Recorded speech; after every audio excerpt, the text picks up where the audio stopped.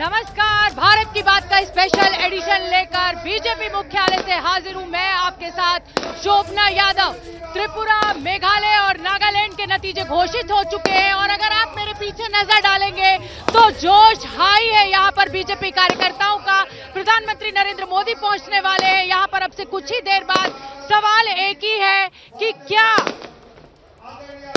2024 का उत्तर पूर्वोत्तर ने दे दिया। इस पर चर्चा भी करेंगे। मेरे साथ नीरज पांडे भी इस बुलेटिन में जुड़ेंगे और लेकिन नीरज, शुरुआत जो है भारत की बात की हम करते हैं।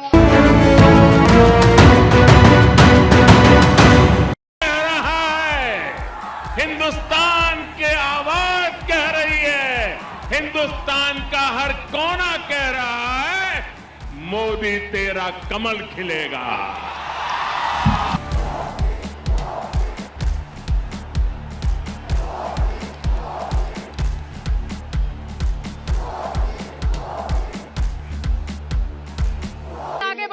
क्या 2024 का उत्तर पूर्वोत्तर ने दे दिया है? जी हां, मैं इस समय बीजेपी मुख्यालय पर मौजूद हूं। यहां पर जश्न का माहौल है। जिस तरीके से त्रिपुरा में बड़ी जीत बीजेपी ने दर्ज की है, नागालैंड में सहयोग के साथ सरकार बनाने जा रहे हैं, मेघालय में भी सहयोग के साथ एनपीपी के साथ सरकार बनाने जा रहे हैं। और देखिए, ये मेरे ऊपर गुलाल फेंक दिया गया है क्योंकि यहाँ पर जश्न मन रहा है। हमारी ये रिपोर्ट आप देखिए।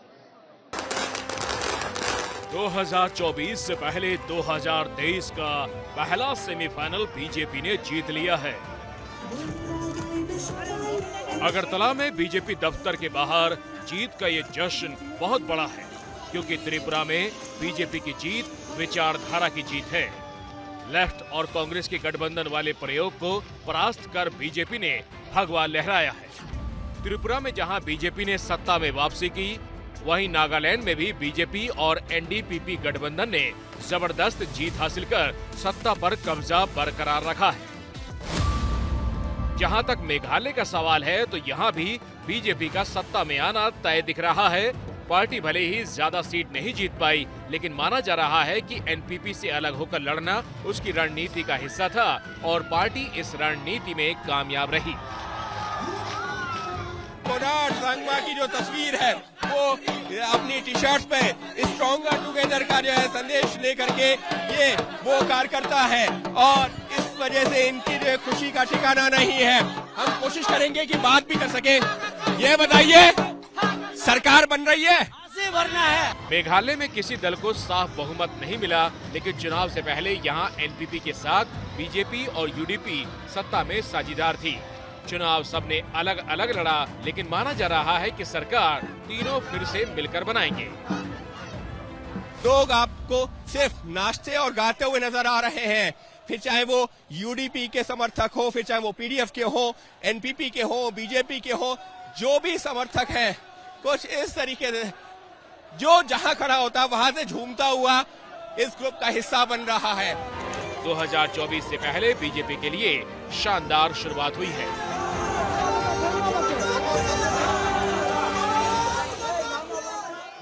तो ये तस्वीरें आपने देखी कि कैसे यहाँ पर गुलाल अबीर से जीत खेली जा रही है। जीत की होली से पहले खेली जा रही है। नीरज पांडे मेरे साथ है। एक ऐतिहासिक पल बीजेपी के लिए, नॉर्थ ईस्ट में कहीं भी नहीं हुआ करती थी और अब शून्य से शिखर तक। देखिए स्वप्ना, हर जीत के मायने होते हैं। त्रिपुरा की जो जीत है दरअसल वो कई मायनों में बहुत इंपॉर्टेंट। 2018 में भारतीय जनता पार्टी ने चलो पलटाई का नारा दिया था, लेकिन इस बार आपको जो लोगों ने मैंडेट दिया वो आपके काम का मैंडेट था, आपकी मेहनत का मैंडेट। तो 2018 की जीत और इस जीत में दोनों में बहुत अंतर है, क्योंकि वो जीत जो आपको मिली थी उनके एंटी इनकम्बेंसी का नतीजा था, लेकिन जो ये जीत मिली है वो नरेंद्र मोदी और भारतीय जनता पार्टी के काम का नतीजा है। इसलिए मैं ये मानूंगा कि इस जीत के मायने बहुत हैं, इसीलिए ये गुलाल चल रहा है। बिल्कुल, तो इस जीत के मायने बहुत है और शून्य से शिखर का सफर। हमारी ये रिपोर्ट देखिए। 3 राज्यों के रिजल्ट ने बता दिया कि मोदी का तोड़ तैयार नहीं हो पाया है। यही वजह है कि बीजेपी के समर्थक इसे 2024 के चुनाव का ट्रेलर बता रहे हैं। इन 3 राज्यों के नतीजों ने बता दिया है कि देश का सियासी नक्शा बदलने नहीं जा रहा। यूपी, एमपी, गुजरात, हरियाणा सहित भगवा रंग में रंगे 11 राज्य बीजेपी शासित हैं और महाराष्ट्र, मेघालय, नागालैंड, सिक्किम, पुदुचेरी, मिजोरम का नक्शा जिस रंग में रंगा, उस रंग में रंगे 6 राज्यों में बीजेपी सत्ता में साझीदार है। कांग्रेस के 3 राज्यों में अपनी सरकार है, जबकि बिहार, झारखंड और तमिलनाडु में कांग्रेस सत्ता में साझेदार है। बाकी बचे 7 राज्यों में गैर बीजेपी और गैर कांग्रेस दलों की सरकारें हैं। तो देखिए, आप जानते ही हैं मैं बीजेपी मुख्यालय पर मौजूद हूं और पीछे गानों की आवाज भी आपको सुनाई दे रही है। 2024 से पहले बीजेपी के लिए ये पहला सेमीफाइनल कहा जा रहा है, जिस पर बीजेपी ने शानदार प्रदर्शन किया है। तीनों पूर्वोत्तर राज्यों में बीजेपी अपनी सरकार बनाने जा रही है। अब ये नतीजे बीजेपी समर्थकों के हौसले बुलंद करने वाले हैं। हमारी ये रिपोर्ट देखिए। 2024 के लोकसभा चुनाव से पहले जिन 10 राज्यों में इस साल चुनाव होने वाले हैं, उनमें से 3 राज्यों में ये पहली परीक्षा थी। मेघालय, नागालैंड और त्रिपुरा के रिजल्ट बीजेपी की उम्मीदों को पंख देने वाले हैं। अब इसके बाद कर्नाटक, मध्य प्रदेश, राजस्थान, छत्तीसगढ़, मिजोरम, तेलंगाना और जम्मू कश्मीर में 2024 के लोकसभा चुनाव से पहले विधानसभा चुनाव होंगे। जम्मू कश्मीर में अभी विधानसभा बहाल नहीं है। बाकी जिन राज्यों में चुनाव होने हैं, उनमें कर्नाटक, मध्य प्रदेश में बीजेपी की सरकार है। राजस्थान, छत्तीसगढ़ में कांग्रेस सत्ता में है। मिजोरम में एनडीए और तेलंगाना में बीआरएस की सरकार है। आज ये नतीजे भविष्य के इन चुनावी राज्यों में बीजेपी कार्यकर्ताओं के हौसले बढ़ाएंगे, जबकि बीजेपी विरोधियों को और मेहनत करनी होगी। और हम आपको बता दें कि 2022 में बीजेपी ने एक बड़ा दांव खेला। जो विप्लव देव मुख्यमंत्री थे, उनको हटाकर मानिक साहा को मुख्यमंत्री बनाया। और अब ये जो त्रिपुरा के नतीजे आए हैं, कहीं ना कहीं ये साबित हो रहा है कि बीजेपी का वो फैसला बिल्कुल सही था। मानिक साहा से बात की है एबीपी न्यूज की रिपोर्टर मनोज्ञा लोईवाल ने। त्रिपुरा में बीजेपी ने फिर से एक बार परचम लहरा दिया है और इस पर बात करने के लिए हमारे साथ हैं मुख्यमंत्री डॉक्टर मानिक साहा। जीत की बधाई हो, भरोसा था, हो गया सच? Thank you. वो तो आप पहले हमको बताए थे और मैं भी आपको बताया था, जीत तो होना ही था। तो और भी हम लोग सोच रहे थे आसन और ज्यादा मिलेगा। जो भी है हम लोग बैठ के बात करेंगे या उसका विचार विश्लेषण होगा। तो लेकिन वी आर वेरी हैप्पी। जो जीत के आंकड़े थे, ये था कि अपने आप सरकार बना लेंगे, वो हो रहा है संभव? क्या गणित में नंबर कम रह गए कि और ज्यादा होने चाहिए? नहीं, वो तो है ही ऑलरेडी, हमसे कोई दिक्कत नहीं है उसमें। तो पूरा बहुमत से हम लोग सरकार बना रहे हैं। बाकी देखिए, हम तो चाहेंगे ज्यादा। If you want cannon you will get पिस्तौल, like that. So there is one proverb. तो हम तो चाहते थे बहुत मिले, लेकिन जनता जिस तरह सोचे हैं और यहाँ पर बहुत सारा चीज हुआ है यहाँ पर, तो ये चीज हम लोग बात करेंगे क्या हुआ, जिस सीट में हम लोग जीत सकते थे क्यों हार गए, ये पीछे क्यों रह गए, तो ये तो हम लोग बात करेंगे हर इलेक्शन में, पोस्ट पोल इलेक्शन में तो हम लोग बात करेंगे और उसका जरूर उसका समाधान भी सोचेंगे आने वाले दिन। क्या ये तय है कि आप दोबारा मुख्यमंत्री बन रहे हैं? शपथ ग्रहण कब हो रहा है? जब होगा तभी आपको क्लियर कट दिखाई देगा कौन है। आज से सिर्फ 6 दिन बाद यानी 8 मार्च को पूरी दुनिया अंतर्राष्ट्रीय महिला दिवस मनाएगी। महिला के सम्मान और उसके अधिकारों को सलाम किया जाएगा। लेकिन 21वीं सदी में भी इस दुनिया में एक ऐसा मुल्क है जहां बच्चियों को जहर दिया जा रहा है ताकि वो स्कूल ना जा पाए। उस मुल्क का नाम है ईरान। वही ईरान जहां पिछले साल हिजाब के खिलाफ महिलाओं ने क्रांति का बिगुल बजाया था। ईरान ने उस क्रांति को कुचलने की भरपूर कोशिश तो की थी, लेकिन ईरान को कामयाबी नहीं मिली थी। और अब ईरान की जमीन से रोंगटे खड़े कर देने वाली खबर आई है। वहां 700 बच्चियों पर केमिकल अटैक हुआ है ताकि वो स्कूल ना जा पाए। हमारे स्पेशल सेगमेंट में हमारी ये स्पेशल रिपोर्ट देखिए।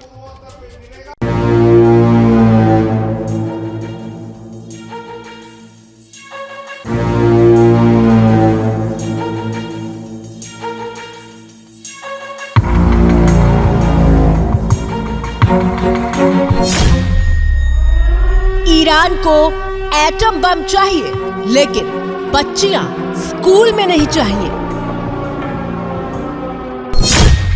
5401 تازه 11 پردیس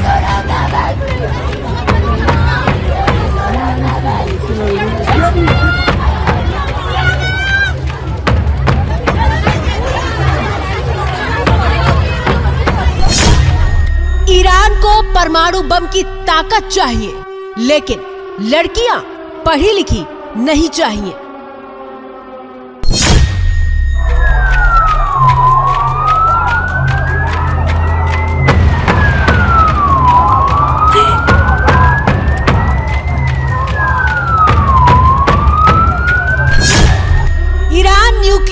पावर बनना चाहता है, लेकिन लड़कियों को अंधेरे में धकेलना चाहता है।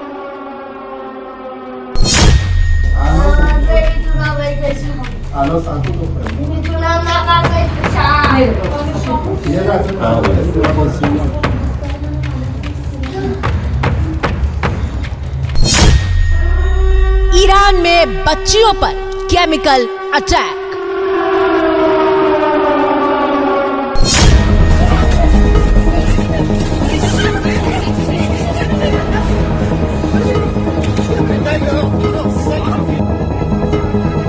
इसे हैवानियत की हद पार करना कहे, बर्बरता की इंतहा कहे या फिर सनक और वहशीपन का नाम दे, दरअसल ईरान में जो हुआ है उसके आगे ये सारे शब्द भी अपना वजूद खो देते हैं।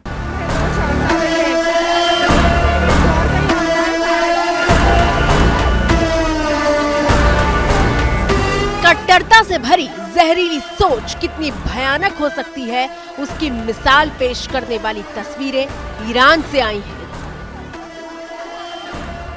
जहां बच्चियों की चीखों से कलेजा छलनी हो रहा है। सैकड़ों लड़कियों के शरीर में हवा के जरिए सिर्फ इसलिए जहर उतार दिया गया ताकि वो स्कूल के दरवाजे तक न पहुंच पाएं। ये वो लड़कियां हैं जो घर से स्कूल कॉलेज में पढ़ने के लिए आई थी, लेकिन अब उन्हें स्ट्रेचर पर लादकर अस्पताल ले जाया जा रहा है। और ऐसी एक तस्वीर नहीं है, ईरान के अलग अलग शहरों में सिहरन पैदा करने वाली ऐसी ही तस्वीरें मौजूद हैं। पहली गवाही। तस्वीरें शुरू होती हैं तो सिर्फ चीख पुकार का शोर सुनाई नहीं देता, बल्कि जमीन पर जहर के असर से जूझती लड़कियां दिखाई देती हैं।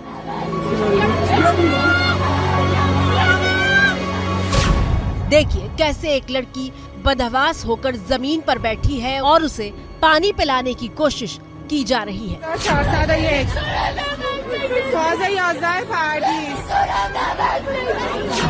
आपको भाषा समझ में नहीं आ रही होगी, लेकिन इस वीडियो में एक बच्ची चीख चीख कर कह रही है कि मुझे सांस नहीं आ रही है।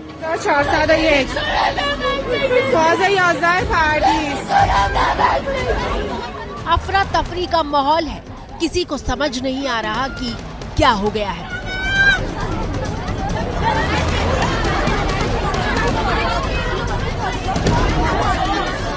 माता पिता अपनी बच्चियों को इस हाल में देखकर गुस्से में आपा खो रहे हैं।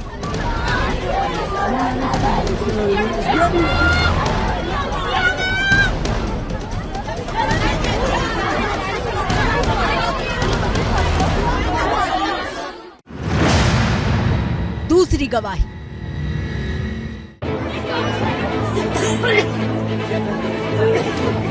हवा में घोला गया जहर जब सांसों के जरिए फेफड़ों तक पहुंचा तो देखिए कितनी भयावह तस्वीर दिखाई देने लगी। तस्वीरें ईरान के अर्दबिल शहर की बताई जा रही हैं।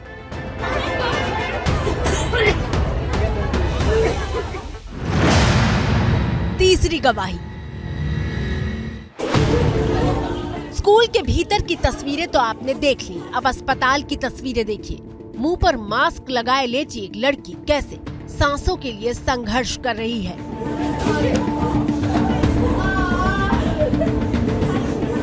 अब इस तस्वीर पर गौर कीजिए, जहां अस्पताल के भीतर बेड पर सिर्फ एक लड़की नहीं है। तस्वीरें ईरान की राजधानी तेहरान की हैं, जहां कई स्कूली बच्चियां जहर के असर से लड़ रही हैं। कैमरा घूमता है तो दिखाई देता है कि हॉल में जितने भी बेड मौजूद हैं, उन सब पर बच्चियां मौजूद हैं।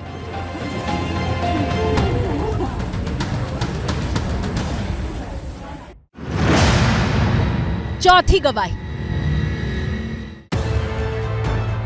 अभी तक आपने ईरान में केमिकल अटैक से तड़पती बच्चियों को देखा है, लेकिन अब देखिए ईरान का सिस्टम बच्चियों के माँ बाप के साथ कितना संवेदनहीन होकर बर्ताव कर रहा है। ट्रैफिक रुका हुआ है, बीच सड़क पर एक लड़की बेहोश हो चुकी है। जहर के असर ने होश छीन लिया है और उसे अस्पताल ले जाने का कोई इंतजाम दिखाई नहीं दे रहा।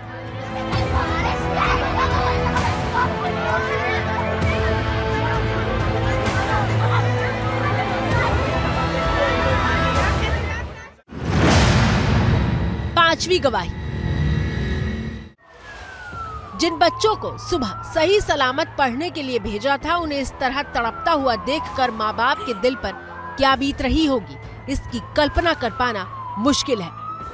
अगली तस्वीर में देखिए, एक एम्बुलेंस स्कूल तक पहुंचने की कोशिश कर रही है, लेकिन रास्ते में खड़ी गाड़ियों की वजह से जब एम्बुलेंस आगे नहीं पहुंच पाती तो बच्चियों के पिता गाड़ियों को हाथ से धक्का देकर सड़क से ढकेलने लगते हैं।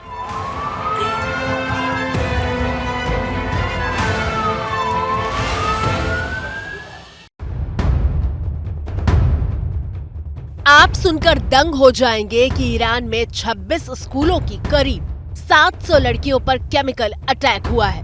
केमिकल अटैक की पहली वारदात 30 नवंबर को हुई थी, लेकिन तब ईरान सरकार ने इसे माना ही नहीं था। अकेले पिछले हफ्ते 4 स्कूलों की 194 लड़कियों को अस्पताल में भर्ती करवाना पड़ा था। 1411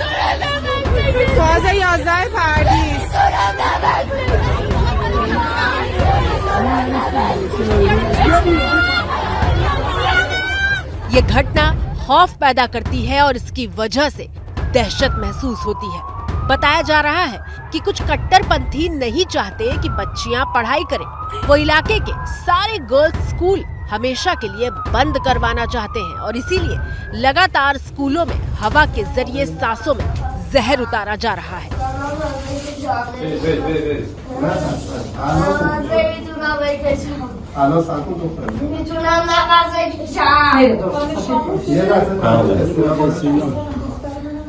और देखिए, ईरान पहले तो अटैक से ही इनकार करता रहा, लेकिन जब सच दबाने से नहीं दबा तो ईरान के डिप्टी हेल्थ मिनिस्टर कह रहे हैं कि जहर मिलिट्री ग्रेड का नहीं है, यानी ज्यादा खतरनाक नहीं है और सार्वजनिक तौर पर उपलब्ध है। ईरान सरकार का दोहरा रवैया देखिए, जब महिलाएं हिजाब के खिलाफ क्रांति करती हैं तो इनका पूरा सिस्टम एक्टिव हो जाता है।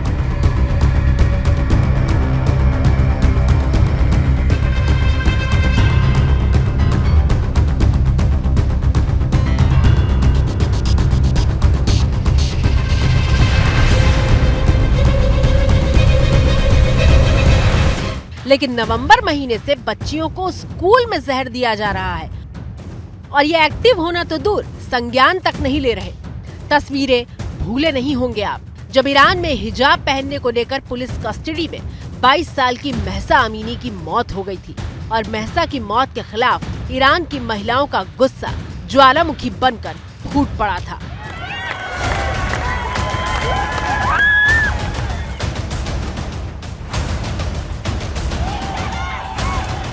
जानकारी के मुताबिक हिजाब के खिलाफ ईरान में हुए आंदोलन को कुचलने के लिए सुरक्षा बल 520 से ज्यादा लोगों की जान ले चुके हैं, जबकि 19,000 से ज्यादा को सलाखों के पीछे धकेल दिया गया है। माना जा रहा है कि ईरान में केमिकल अटैक की एक घटना हिजाब के खिलाफ हुई क्रांति का ही हिस्सा है। कट्टरपंथी महिलाओं के हक और उनकी आवाज को दबाने के लिए किसी भी हद तक जा रहे हैं।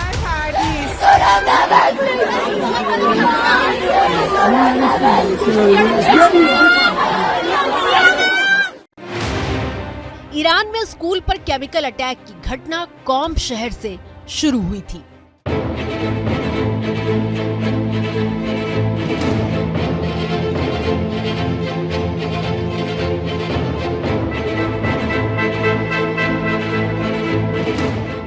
कौम को ईरान का पवित्र शहर कहा जाता है। दरअसल ये रूढ़िवादी और धार्मिक तौर पर बेहद कट्टर शहर है और इस शहर में लगातार बच्चियों की पढ़ाई का विरोध किया जाता रहा है। एक मीडिया रिपोर्ट के मुताबिक 1200 से ज्यादा छात्राओं को जहर देने की योजना थी, लेकिन उसके पहले ही बात पूरी दुनिया में फैल गई और इसीलिए दुनिया को दिखाने के लिए ईरान की राष्ट्रपति ने पूरे मामले की जांच के लिए कमेटी बनाने के आदेश दे दिए हैं। यह उस मुल्क का हाल है जो परमाणु बम बनाने के बेहद करीब पहुंच चुका है। अंतर्राष्ट्रीय ऊर्जा एजेंसी IAEA ने दावा किया है कि ईरान 12 दिनों में एटम बम रेडी कर सकता है, क्योंकि ईरान परमाणु बम बनाने का साजो सामान जुटा चुका है। हालांकि ईरान इनकार कर रहा है, लेकिन ईरान की बातों का क्या भरोसा, जो महिलाओं के हक को बेदर्दी से कुचल देता है और कहता है कि ऐसा कुछ हो ही नहीं रहा। हिजाब के खिलाफ उठने वाले शोले अभी ठंडे भी नहीं पड़े थे और इस बार स्कूल की लड़कियों पर कट्टरवादी सोच ने हमला कर दिया है।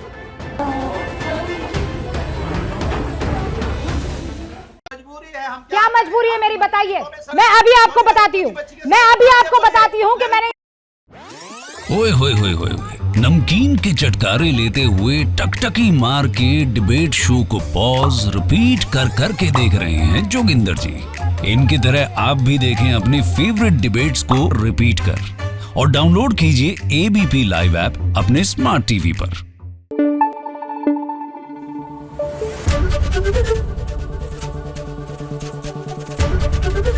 एबीपी न्यूज आपको रखे आगे।